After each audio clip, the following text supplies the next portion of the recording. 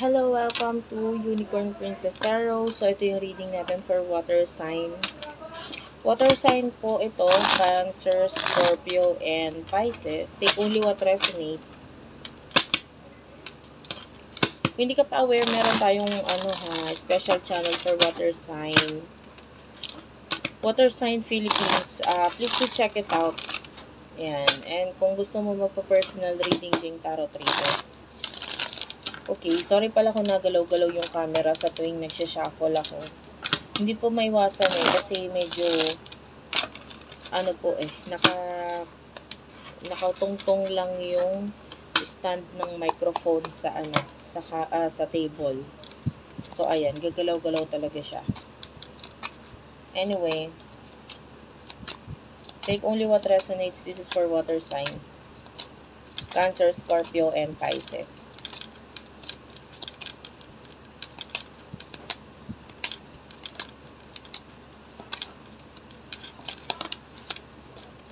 Yan, you do have here the world. The King of Swords. Bottom of the deck is the Knight of Swords, Gemini, Libra, Aquarius. Major Arcana, the World. Okay. So, sa nakikita natin dito, I feel like may mga tao kang tinatalikuran ngayon. Like, hindi mo na sila kailangan. Mas nag-focus ka na lang ngayon sa sarili mo. Mas nagiging mas logical ka na lang ngayon mag-isip.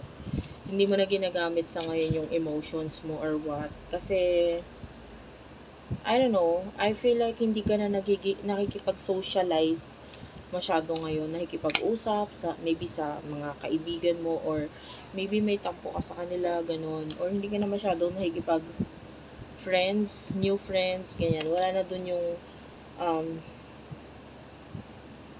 thinking mo Parang sa ngayon, utak or isip mo na lang muna kung ano yung mas dapat unahin, kung ano yung, maybe for some of you, meron ka mga sacrifices na ginagawa. So, diba, pwedeng kahit may mga time na yung mga friends mo ay ganito, ganyan, parang hindi ka na sumasama, ganun. Kasi, mas inisip mo, kailangan mo na lang munang unahin yung trabaho, career, ganyan, or kung ano nga yung mga dapat unahin.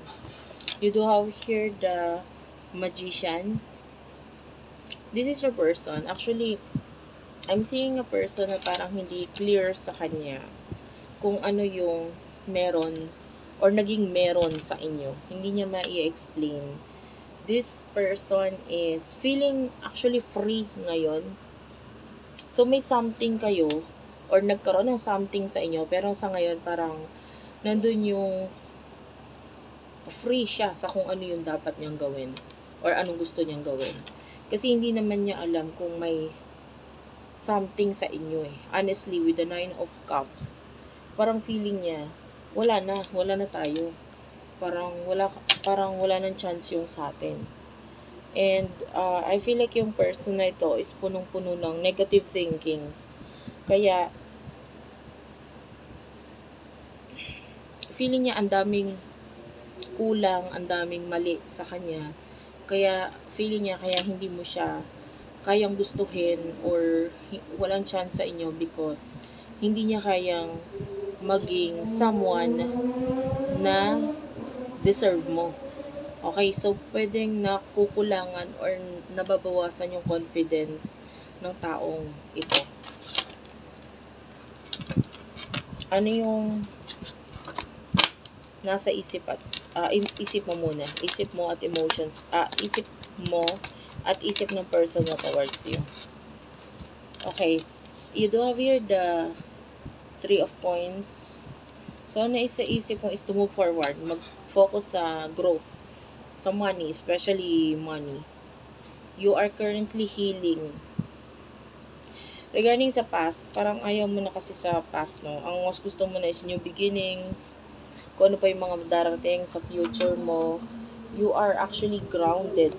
You're a person na nakikitaan natin ng successful energy. Maybe you're thinking about business, career, something na mas magbibigay ng stability sa'yo. You're letting go dito sa person na ito na alam mong makakapagpabigay lang ng kalungkutan sa'yo. So, sabi ko nga, utak na lang ginagamit mo ngayon, hindi na yung um, emotions mo or isip mo. You do have here the death card. This is your person. So, yung nasa isip niya rin is transformation. Gusto niya ng transformation, pero actually gusto niya pa rin ng communication sa inyong dalawa. So, iniisip niya pa rin na gusto kong magkaroon ng transformation sa sarili ko. Maybe yung person mo gusto niya munang ayusin yung sarili niya. Ayaw niya na yung siya. Gusto niya na ng pagbabago. Kung ano yung mga ginawa niya in the past, mga hindi magagandang sitwasyon niya in the past, gusto niyang malutasan, maayos yon. And then, gusto niya pa rin ng communication sa inyo pag okay na siya. Pero sa ngayon, parang wala kasi siyang mukhang maiharap sa'yo. Emotions. Let's talk about your emotions. You have your financial opportunity, prosperity, manifesting money.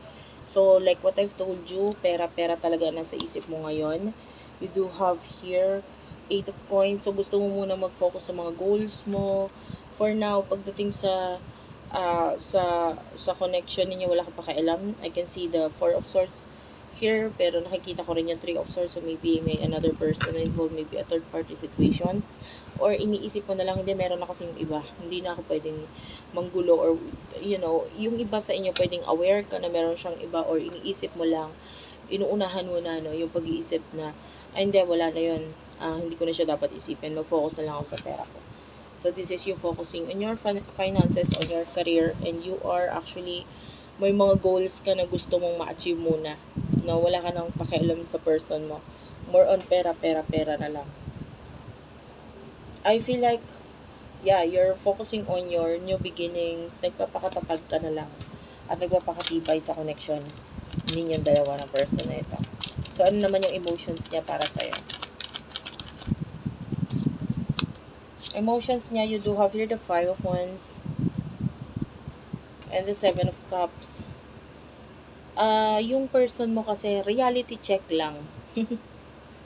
Alam mo yun, kaya siya ganyan mag-isip kasi nakatingin siya, naka-focus siya sa realidad na parang hindi niya nakikita yung sarili niya na mapipili mo, na parang ang tingin niya, hindi ako kasama sa option mo. Kung may magkakaroon man ako kung meron kang choices, malamang hindi ako yung pipiliin mo. So, yun yung nasa isip ng person na ito. And yung person na ito is inuunahan niya na, like kahit wala pa siyang makuha ang sagot sa'yo, inuunahan niya na yung sarili niya na nag-iisip na siya ng negative na feeling niya, hindi siya yung gusto mo, hindi mo siya mapipili, hindi mo magugustuhan kung ano meron siya, madidisappoint ka sa mga nakaraan niya. So, ayun, yun yung mga nasa isip ng person na ito kung bakit parang napapanghinaan siya ng loob pagdating sa'yo. And also, at the bottom of the deck, the 5 of coins is here. Yung person mo kasi, hindi siya nagkakaroon ng improvement. So, yun yung yung iba, hindi siya nagkakaroon ng improvement or hindi siya nakaka-recover sa kung ano man yung mga problemang pinagdadaanan niya. So, isa pa ito sa kung bakit napapanghinaan ng loob ang taong ito pagdating sa'yo.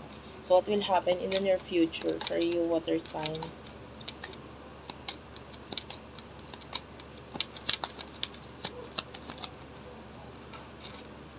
The High Priestess is here. I like your energy kasi spiritually medyo mas nagiging open-minded ka na. And also at the same time, mas sinishare mo yung knowledge mo regarding that. Kung ano yung mga kaalaman mo or kung ano yung mga paniniwala mo, pwedeng i-share mo siya in the near future, pwedeng sa mga tao, sa paligid mo, family. I can see you being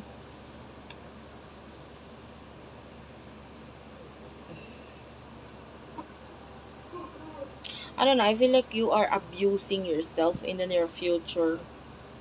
Inaabuso mo. Paanong inaabuso? Let me clarify this.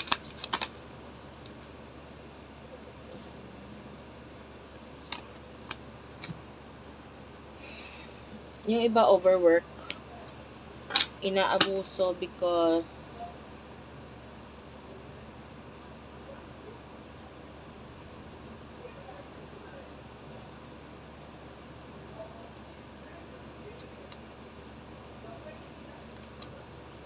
Well, actually, pagdating sa finances, may improvement. Pero yung iba sa inyo, medyo nakakapagod. Kasi pwedeng abusuin mo nga yung sarili mo. I feel like medyo mas kulang yung rest, yung pahinga. So, sa ganung paraan, naaabuso siya. Yung iba, hindi naman siya, sa trabaho, pwedeng iba kulang sa pahinga, kulang sa tulog, ganun. So, sa part na yun, medyo naaabuso yung sarili. Medyo mararamdaman mo yung pagod, stress, nakatula ka naman masyadong kinai-stressan kasi nga inaabuso mo yung katawan mo. Pwedeng may pagkain ka na kinakain mo pero bawal sa'yo. So, be careful pagdating dyan. More on health ang nakikita natin dito. Yung iba puyat, ganun. So, ingatan mo or alagaan mo yung sarili mo.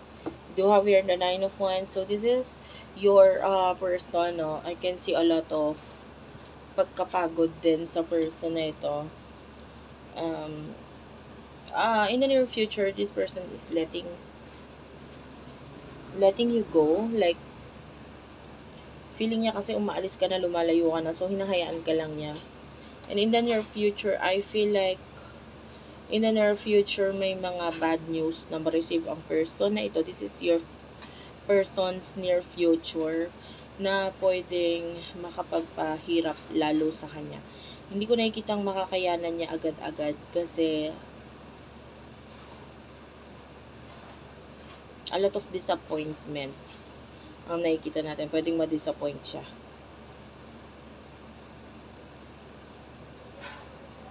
I can see a lot of pagkawala sa person mo. Pwedeng financially, emotionally kasama na rin, pagod.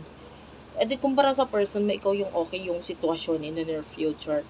It's just that medyo may pang-aabuso lang na nagagawa or nagaganap. Dahil pwedeng sa health mo, ayan, kulang sa tulog. So, yun lang. Mag-rest ka lang, tsaka huwag mabusuin ang sarili mo. Bigay mo yung mga dapat na care sa sarili mo. Diba? Pagkain, tulog, ayun lang. So, anyway, thank you for watching. I love you all and bye-bye.